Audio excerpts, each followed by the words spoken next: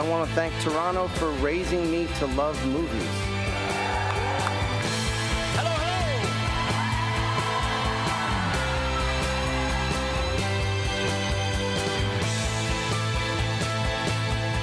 Everyone has a big imagination. All of us do. This is exciting. My first film to premiere here at the Toronto Film Festival. It's an exciting night. You are the most globally exciting festival in the world.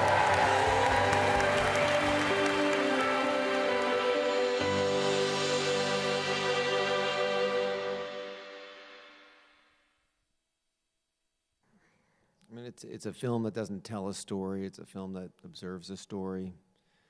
And I think that the style of the film is designed to sensitize you to the undercurrents of what's happening, you know, that which is not being said. So there's an austerity to it, in all, from the production design to how the camera moves to the lensing to, you know, the metric of, like, the music of, in the meter of the, you know, silences and what's said, and it's all really meant to be a confrontation with the things that we might ordinarily, especially in film, might ordinarily be insensitive to.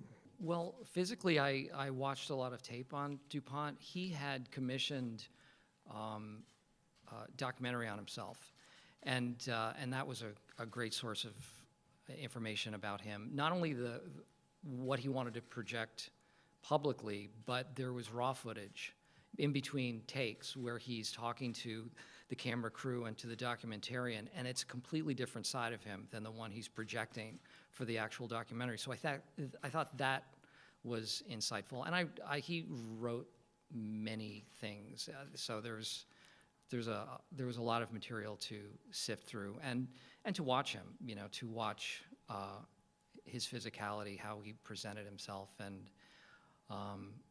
and I think that helped the internal as well. And speaking to people like John Gira, who was his best friend, who was essentially a consultant all the way through the film, and worked with Channing and Mark with the wrestling. It's people like that who knew him were a great help to gain insight as to, you know, what made him tick. And again, it's my estimation as to who he was. There's also, he is a very fierce person when he wants to be, and that also makes you feel protected when you're, you know, within his protection, I guess. But wrestling with him for 7 months, essentially, by the end of this film,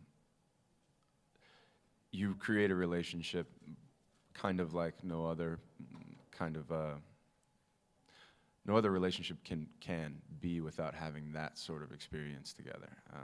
There's a suffering and a learning and a humbling aspect to it, and I truly, I mean, obviously Bennett held my hand all the way through this thing, but I can honestly say I would not have been able to survive this movie without Mark.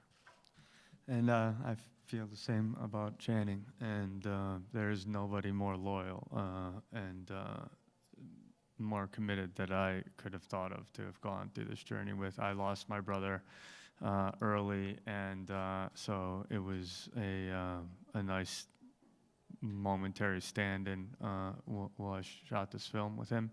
And we went through a lot, and it was very confronting.